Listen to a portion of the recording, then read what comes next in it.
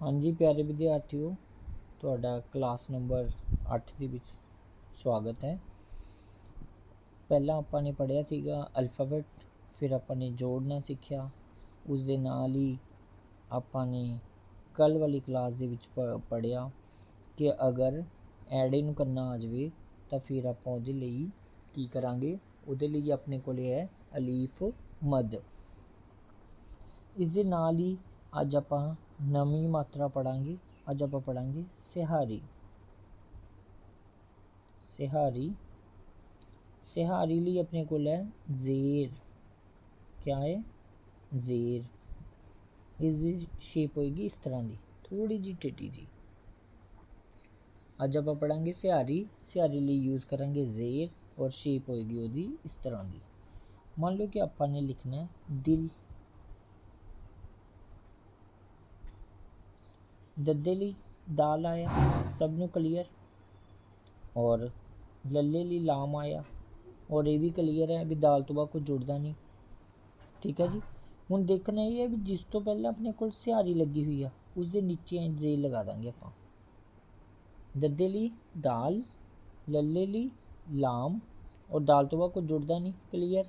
ਔਰ ਜਿਸ ਤੋਂ ਪਹਿਲਾਂ ਸਿਹਾਰੀ ਲੱਗੀ ਹੋਈ ਹੈ ਉਸ ਦੇ ਨੀਚੇ ਆਪਾਂ ਜ਼ੇਰ ਲਗਾ ਦਾਂਗੇ, ਦਿਲ। ਮੰਨ ਲਓ ਕਿ ਆਪਾਂ ਨੇ ਲਿਖਣਾ ਹੈ ਮਿਲ। ਮੰਮੇ ਲਈ ਮੀਮ ਆਇਆ ਔਰ ਲੱਲੇ ਦੇ ਸੈਂਟਰ 'ਚ ਜੁੜਦਾ, ਇਹ ਵੀ ਸਭ ਨੂੰ ਕਲੀਅਰ ਹੈ। ਜਿਸ ਤੋਂ ਪਹਿਲਾਂ ਸਿਹਾਰੀ ਹੈ ਯਾਨੀ ਕਿ ਮੰਮੇ ਤੋਂ ਪਹਿਲਾਂ ਸਿਹਾਰੀ, ਉਸ ਦੇ ਨੀਚੇ ਆ ਜਾਏਗੀ ਜ਼ੇਰ। ਇਹ ਬਣ ਗਿਆ ਮਿਲ। ਠੀਕ ਹੈ ਜੀ।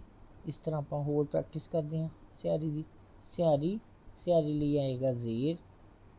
ਠੀਕ ਹੈ ਜੀ। ਔਰ ਜਿਸ ਤੋਂ ਪਹਿਲਾਂ ਸਿਹਾਰੀ ਲੱਗੀ ਹੋਈ ਹੈ ਉਸ ਦੇ ਨੀਚੇ ਆਪਾਂ ਲਗਾ ਦਾਂਗੇ ਜ਼ੇਰ। ਹੁਣ ਆਪਾਂ ਅੱਗੇ ਹੋਰ ਪ੍ਰੈਕਟਿਸ ਕਰਦੇ ਹਾਂ ਇਸ ਐਕਸਰਸਾਈਜ਼ ਦੀ। ਛੋਟੇ ਛੋਟੇ ਵਰਡ ਲਵਾਂਗੇ ਤਾਂ ਕਿ ਜਿਸ ਦੇ ਨਾਲ ਤੁਹਾਨੂੰ ਆਸਾਨੀ ਨਾਲ ਸਮਝ ਆ ਜਾਵੇ। ਮੰਨ ਲਓ ਕਿ ਆਪਾਂ ਲਿਖਣਾ ਬਿੱਲ।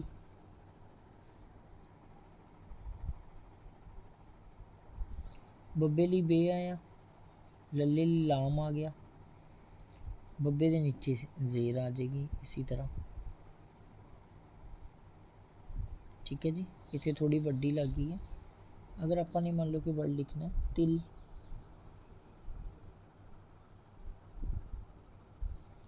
तत्ते ਲਈ ते आया, ਲੱਲੇ ਦੇ सेंटर 'ਚ जुड़ेगा और तत्ते तो पहला सिहारी उसके नीचे आ जाएगी जेर, तिल। अगर गिर लिखना है,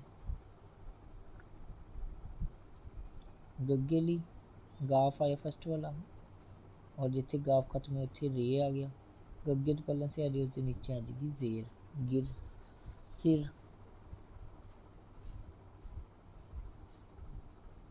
सस्से ਲਈ सीन आया, जिथे सस्सा खत्म है उत्थे रारा आ गया, सस्से तो नीचे जेर आ जाएगी, सिहारी सिर। अगर अपन लिखने किर, कक्के ਲਈ काफ, रारे ਲਈ रे, कक्के ਦੇ नीचे सिहारी आ गई किर। ठीक है जी। चिर लिखना मान लो कि अपन बहुत सारे अल्फाबेट ਦੇ ਨਾ ਕੋਈ मीनिंग नहीं बननगे, जस्ट प्रैक्टिस है।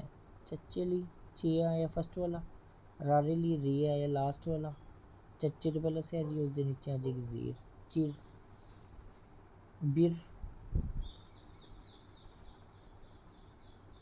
ਬੱਬੇ ਲਈ ਬੇ ਆਇਆ, ਬੱਬੇ ਨੇ ਉੱਤੋਂ ਚੱਕ ਕੇ ਲਿਖ ਲਾਂਗੇ ਤਾਂ ਕਿ ਰਾਰਾ ਆਪਣੀ ਜਗ੍ਹਾ ਤੇ ਆ ਜਾਵੇ। ਠੀਕ ਹੈ ਜੀ।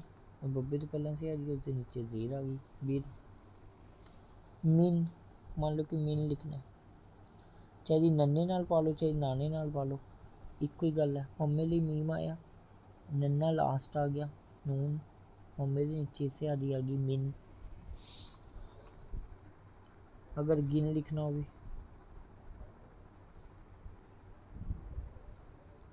गग्गे ਲਈ गाफ आया, नन्ने ਲਈ या नाने ਲਈ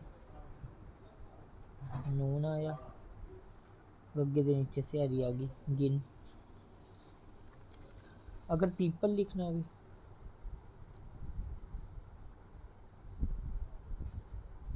पप्पे ਲਈ पे आया, फिर अगले पप्पे ਲਈ पे आया, लल्ले ਲਈ लाम आ गया, पहला पप्पा, दूजा पप्पा, फिर लल्ला, पहले पप्पे तो जो पहला सिहारी है उसके नीचे ज़ेर आ जाएगी, पीपल।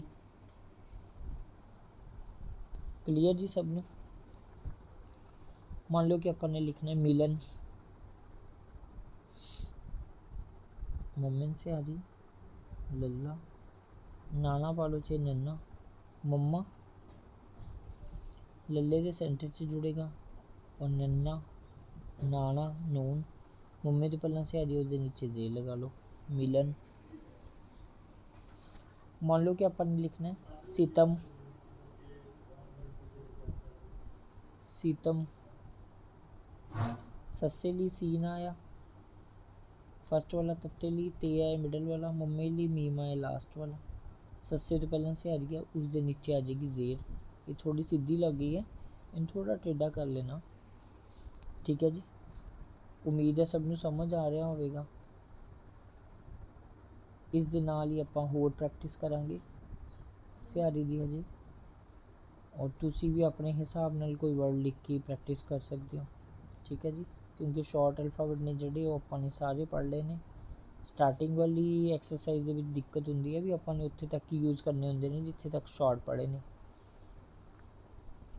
ਲੇਕਿਨ ਹੁਣ ਆਪਾਂ ਕੋਈ ਵੀ ਵਰਡ ਬਣਾ ਸਕਦੇ ਹਾਂ, ਪਰ ਹਾਂ ਇੰਨਾ ਧਿਆਨ ਰੱਖਣਾ ਕਿ ਉਸ ਦੇ ਵਿੱਚ ਹੋਰ ਕੋਈ ਮਾਤਰਾ ਨਾ ਆਵੇ, ਕਿਉਂਕਿ ਹਜੇ ਆਪਾਂ ਕੋਈ ਮਾਤਰਾ ਨਹੀਂ ਪੜ੍ਹੀ, ਸਿਰਫ ਕਰਨਾ ਪੜਿਆ, ਐਡਿੰਗ ਕਰਨਾ ਪੜਿਆ, ਔਰ ਆਪਾਂ ਤੀਜੀ ਹੁਣ ਪ੍ਰੈਕਟਿਸ ਕਰ ਰਹੇ ਹਾਂ ਸਿਹਾਰੀ ਦੀ। इसी तरह सिहारी वाले कुछ और वर्ड लिखेंगे ਆਪਾਂ, ठीक है जी। मान लो कि अपन लिखना है मिल,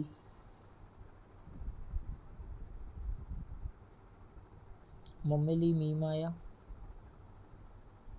लल्ले के सेंटर से जुड़ेगा, मम्मी तो पहला सिहारी आ गई नीचे, मिल। विल लिखना है वावे ना लगर,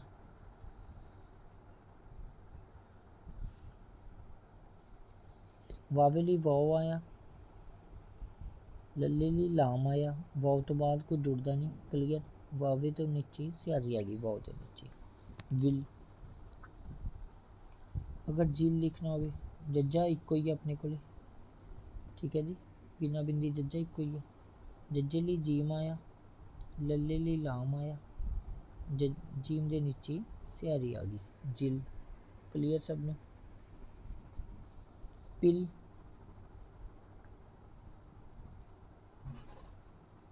पप्पे ली पे आया, लल्ले ली लाम आया, पप्पे के नीचे ज़ेर आ गई, यानी कि पप्पे नू सिहारी।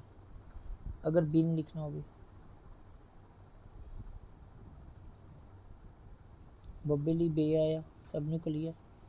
नन्ने ली नून आया, बब्बे तो पहला सिहारी है उसके नीचे ज़ेर आ जाएगी, बिन। मान लो कि तीन लिखना है, तत्ते सिहारी नन्ना तीन, तत्ते ली ते आया, नन्ने ली नून आया लास्ट वाला, तत्ते दे दो नुक्ते, तत्ते पहला सिहारी है उसके नीचे ज़ेर आ जाएगी, तीन। अगर निर लिखना हो निर,